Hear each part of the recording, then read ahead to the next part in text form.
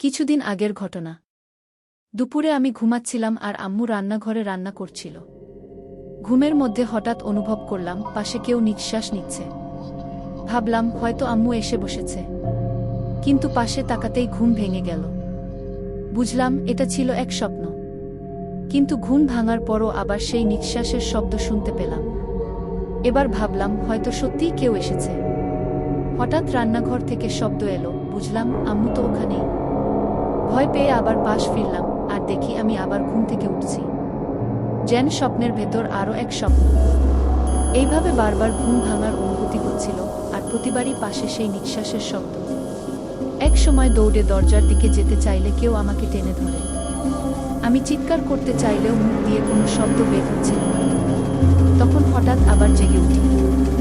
এবার সত্যিই জেগে উঠেছি কিনা বুঝতে পারছিলাম না, যতক্ষণ না আম্মুর আওয়াজ শুনি। সাহস করে রুম থেকে বেরিয়ে এলাম। সবকিছু স্বাভাবিক মনে হলো, কিন্তু রুমে ফিরে এসে দেখি ফোনের পাশে হেডফোন রাখা, যা ঘুমানোর আগে ওখানে ছিল না। অথচ স্বপ্নের মধ্যেই বারবার ওই হেডফোনটা দেখেছি ফোনের পাশে। এখন আমার মনে হচ্ছে সবকিছু হয়তো সত্যিই স্বপ্ন ছিল না।